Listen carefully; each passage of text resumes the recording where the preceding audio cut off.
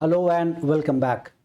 आज के इस वीडियो में मैं आप लोगों को ट्रिगोनोमेट्री का बहुत फंडामेंटल पढ़ाऊंगा और स्टार्ट मैं करना चाह रहा था ट्रिगोनोमेट्री के एंगल से, बट उसकी जगह मैंने सोचा कि सबसे पहले क्यों ना हम वाई से स्टार्ट करें, WHY से स्टार्ट करें। बहुत बार आप लोगों ने देखा है कि sine of minus theta equals to sine minus sine theta होता है, cos of minus theta equals cos theta होता है एंड सो ऑन। तो वो क्यों होता है, कैसे होता है, इसी से मैंने सोचा कि सबसे पहला वीडियो बनाया जाए। इसीलिए मैं उस पार्ट को आज मैंने ट्रिगोनोमेट्री जब मैंने स्टार्ट किया तो सबसे पहले उसी पार्ट को ले लिया है, वीडियो के लिए चूज़ किया। तो मैं स्टार्ट करता हूँ कि कैसे वो होता है, ये समझते हैं। लेकिन मैं ये उसको बताने से पहले मैं कुछ बेसिक ऑफ एंगल्स के बारे में बता देता हूँ आपको, और भी कुछ छोटी मोटी बातों के बारे में बताता हूँ। तो चलिए स्टार्ट करते हैं। सबसे पहले साइन ऑफ माइनस थीटा, ये हम डिस्कस करना चाह रहे हैं, equals to minus times of sine theta होता है। Cos of minus theta equals cos theta होता है and tan of minus theta equals minus tan theta होता है। और यही बात इनके रेसिप्रोकल्स के लिए भी एप्लीकेबल है। Cosec of minus theta equals minus cosec theta and so on. तो वो ये मैं 3 कर देता हूं, आप वो 3 खुद भी कर सकते हैं। तो हम स्टार्ट करते हैं इसको करना, लेकिन इससे पहले कुछ बातों को हम समझेंगे कि ये माइनस थीटा का क्या मतलब होता है, कैसे सेंस करता है, और एंगल का फॉर्मेशन ट्रिगोनोमेट्री में कैसे होता है। तो इसके लिए मैंने किसी एक वीडियो में ये बात एक बताया है, स्लोप के केस में शायद मैंने ये एक्सप्लेन किया है। आप उस वीडियो को रेफर कर सकते हैं, लेकिन फिलहाल मैं दोबारा इस बात को रिपीट कर रहा हूँ। एक बात ध्यान रखिएगा कि ट्रिगोनोमेट्री में जो एंगल का मेजरमेंट होता है, और ट्रिगोनोमेट्री ही नहीं, हमारे किसी भी एस्पेक्ट में जो एंगल का मेजरमेंट होता है वो एंटी क्लॉकवाइज सेंस में होता है। घड़ी की उल्टी दिशा में हम लोग एंगल को मेजर करते हैं। मतलब ये 30 डिग्री हो गया, ये 45 है। जैसे जैसे आप घड़ी की उल्टी दिशा में बढ़ते जाएंगे वैसे वैसे एंगल आपको बड़ा होता चला जाएगा। इसीलिए हम कहते हैं कि एंगल का मेजरमेंट हम घड़ी की उल्टी दिशा में करते हैं। जैसे नंबर लाइन पे जिस तरह से हम जीरो के राइट में जाकर के पॉजिटिव होते हैं, उसी तरह से एंगल मेजर करते समय एक्स एक्सेस को एज अ रेफरेंस यूज करते हैं, पॉजिटिव ऑफ एक्स एक्सेस को। यहाँ से शुरू करते हैं बनाना, मतलब आप कहीं से भी चुन सकते हैं पॉजिटिव ऑफ एक्स एक्सेस से। तो जो एक्स एक्सिस इटसेल्फ जो होता है वो 0 डिग्री होता है। थोड़ा सा ऊपर जाएंगे 1 डिग्री, थोड़ा सा ऊपर जाएंगे 2 डिग्री, थोड़ा सा ऊपर जाएंगे 3 डिग्री एंड सो ऑन। तो जितना आप ऊपर बढ़ते जाएंगे एंगल बड़ा होता जाएगा। फाइनली यहाँ आकर के 360 होता है, फिर और ऊपर जाएंगे तो 390 एंड सो ऑन। ऐसा करके एंगल बड़ा होता चला जाएगा। तो जब तक आप एंटी क्लॉकवाइज सेंस में घूम रहे हैं एंगल आपको पॉजिटिव मिलेगा। जैसे ही आप क्लॉकवाइज सेंस में आप घूमना स्टार्ट करते हैं एंगल आपको नेगेटिव मिलेगा। ये वैसे ही है जैसे कि नंबर लाइन पे है। नंबर लाइन पे जब तक हम राइट साइड में जाते हैं जीरो के, हमें सारे के सारे नंबर्स पॉजिटिव मिलते हैं। यही सारे नंबर्स सारे वही होते हैं, बट लेफ्ट में जैसे ही हम जाते हैं यही सारे नंबर हमें नेगेटिव मिलने लग जाते हैं। -1, -2, -3 एंड सो ऑन। तो एग्जैक्टली यही बात हम लोग यहाँ पे भी कर रहे हैं। तो ये बात क्लियर कर दिया है मैंने आपको कि जैसे ही हम क्लॉकवाइज में मूव करेंगे एंगल नेगेटिव होता है। तो जब हम माइनस थीटा कह रहे हैं तो दरअसल में मूवमेंट जो है वो क्लॉकवाइज हो रहा है। सिर्फ और सिर्फ एक ही तरीका है एंगल को नेगेटिव बनाने का, और वो तरीका है एंगल को क्लॉकवाइज मूव कराया जाए। दूसरा कोई तरीका नहीं है जिससे कि आप एंगल को नेगेटिव बना सकते हैं। ये वैसे ही है जैसे नंबर लाइन पे नेगेटिव सिर्फ और सिर्फ जीरो के लेफ्ट साइड पे ही जाने से मिलेगा, राइट साइड या कुछ भी और करने से नहीं मिल सकता आपको। या कभी भी आपके पास नेगेटिव है तो इसका मतलब आप लेफ्ट साइड की तरफ ही देख रहे हैं। उसी तरह से ट्रिगोनोमेट्री में कभी भी एंगल अगर नेगेटिव है तो आपका मूवमेंट जो होगा वो क्लॉकवाइज होगा। ये कुछ बातें हैं जो आपको ध्यान रखनी है। अब हम नेक्स्ट पार्ट की तरफ चलते हैं।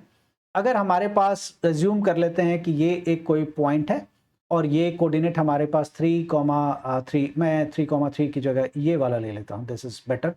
दिस इज एक्स की जगह 3 है और वाई की जगह 2 है, सो दैट कि एक ही वैल्यू ना रहे, तो कंफ्यूजन होगी। और 3,2 है, इसको मैं ओरिजिन से जोड़ देता हूँ और आप जानते हैं कि इसका मेजरमेंट क्या होगा।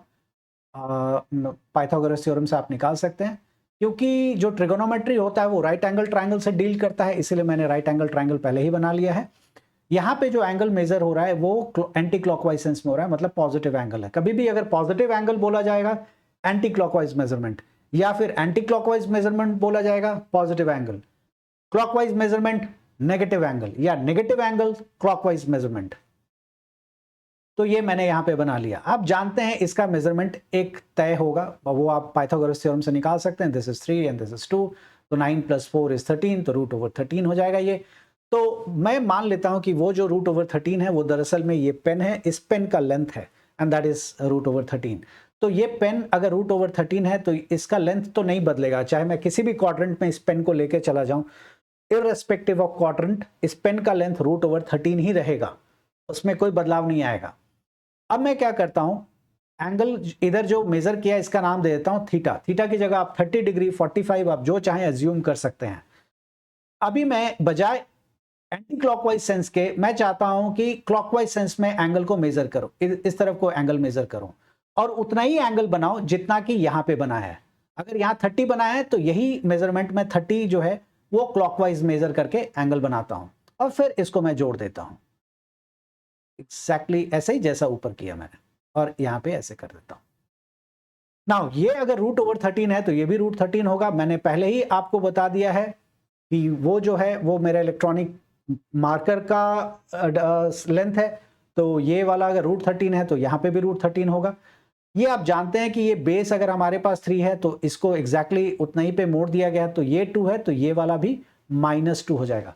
-2 क्यों होगा? क्योंकि ये लेंथ को नहीं दिखा रहा है, ये सिर्फ, चलिए इसको ऐसे समझ लेते हैं कि ये अगर हमारे पास 2 है y पे, ये सेम चीज है, लेकिन अब y क्योंकि नीचे की तरफ जा रहा है तो आप जानते हैं कि वो -2 होगा। इसका कोऑर्डिनेट कितना हो जाएगा? x तो 3 अभी भी है, x हमारे पास 3 है और y कितना है? -2 है। So that's so simple. अब इसी की जगह मैं 3 और 2 की बात ना करके अगर इसी की जगह मैं आपसे सिंपली बात p और b के टर्म्स में करूं, ये मैंने सिर्फ समझाने के लिए आपको बताया, नंबर्स में आप इजीली समझ पाते हैं। इसी चीज को मैं p और b के टर्म्स में बोलूं तो कुछ इस तरह का होगा। ये कोऑर्डिनेट हमारा, ये मान लेते हैं b है और ये p है, ये एंगल हमारा थीटा है। सो this is b, p, this is b, p। और यही वाला सेम एंगल अगर मैं यहां पे करूं तो दिस इज b जैसा है वैसे ही रहेगा। ये थीटा था, ये हमारा माइनस टाइम्स ऑफ थीटा हो जाएगा। मैंने बताया है कि क्लॉकवाइज मूवमेंट है, सेम एंगल है तो जितना उधर था उतना ही इधर रहेगा। फर्क ये हो जाएगा कि अब एंगल नेगेटिव हो जाएगा। तो ये b है हमारे पास, ये p था, तो अब यहां पे ये हो जाएगा माइनस टाइम्स ऑफ p। आप जानते हैं y की वैल्यू नेगेटिव हो जाएगी नीचे की तरफ। ओके, अब मुझे चाहिए साइन ऑफ -θ। चलिए साइन ऑफ थीटा पहले देखते हैं। Sine of theta, so sine of theta equals to क्या होगा? हम जानते हैं परपेंडिकुलर बाय हाइपोटेन्यूज होता है, तो दिस इज h, तो ये l, आप जो चाहे नाम दे दीजिए। तो perpendicular by hypotenuse. Now let's calculate sine of -θ। घबराइए नहीं, -θ देख के आपको घबराना नहीं है, सिर्फ यही है कि वो एंगल नेगेटिव है, काम अभी भी हमें वही करना है। अब अगर ये -θ है तो इसके सामने वाला साइड जो है वो परपेंडिकुलर होगा। यहां पे इस तरह की बातों का ध्यान रखना बहुत जरूरी है कि एंगल के सामने वाला साइड ही परपेंडिकुलर होता है। तो ये अगर एंगल हमारे पास -θ तो इसके सामने वाला साइड ये परपेंडिकुलर है, और बेस अभी भी वही है और हाइपोटेन्यूज ये है। तो हाइपोटेन्यूज h पहले था, अभी भी h है क्योंकि ये पेन का लेंथ है, वो चेंज नहीं होगा। तो साइन ऑफ -θ क्या होगा? दिस परपेंडिकुलर, और इसका नाम क्या है? -p। आप जानते हैं ये y है, this is -p upon h। अब जरा मैं इसको दोबारा लिखता हूं, minus times p upon h। अब आप देखिए यहां पे आपने minus times of p by h का नाम क्या रखा है? Sine theta. Sine theta, so this is actually equals to, this further implies sine of -θ। देखिए साइन ऑफ -θ को मैंने ये लिखा, इसको फिर ये लिखा और इसी को फिर ये लिखा, तो this is minus of sine theta. This is so simple. उम्मीद है कि ये आप देख पा रहे होंगे। मैं थोड़ा सा हट जा रहा हूं सो दैट कि आप अच्छे से देख सकें। तो ये पूरा sine of -θ equals to minus sine theta कैसे होता है वो मैंने आपको दिखाया। मैं इसी पिक्चर में चाहूंगा तो कॉस का भी दिखा सकता हूं, लेकिन वो थोड़ा सा उलझेगा, इसलिए मैं दूसरा एक इमेज बना लेता हूं। मैं दूसरा इमेज बना के आपको कॉस ऑफ -θ को समझाता हूं। आप देखें कॉस ऑफ -θ इक्वल्स टू क्या होगा और क्यों होगा। फिर से वही लॉजिक है, इस बार मैंने यहाँ से यहाँ तक ऐसे करके बना लिया और फिर से यहाँ ड्रॉप कर दिया। एंगल हमारे पास ये रहा थीटा, और ये हमारे पास फिर से P है और ये B है, ये L है, H की जगह इस बार L नाम दे दिया मैंने। फिर से हम देखेंगे कि ये वाला जो पार्ट है पूरा मेरा एग्जैक्टली ये अगर P है तो ये माइनस टाइम्स ऑफ P है, ये अगर L है तो L का लेंथ, L जो है ये मार्कर का लेंथ है या पेन का लेंथ है या किसी भी चीज़ का लेंथ है, वो चेंज नहीं होगा, वो एज इट इज़ रहेगा।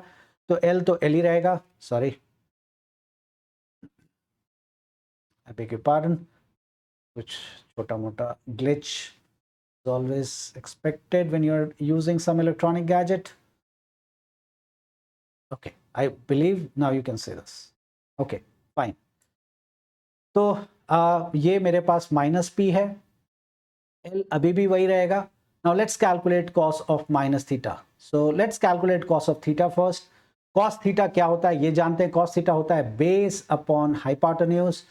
तो हम देखेंगे यहाँ पे बेस अपॉन हाइपोटेन्यूज की जगह L लिख दिया है हमने और कोई फर्क नहीं है। ओके, अब हम देखते हैं cos of minus theta. cos of minus theta का कोई बहुत बड़ा मतलब नहीं है, सिंपली यही मतलब है कि एंगल थीटा जब था तो पॉजिटिव एंगल था, उतना ही मेजरमेंट करेंगे बट अब क्लॉकवाइज में करेंगे और कोई फर्क नहीं पड़ता इससे। तो अब हम यही एंगल इधर की तरफ लेंगे, माइनस थीटा का मतलब एंटी क्लॉकवाइज की जगह क्लॉकवाइज घूमेंगे।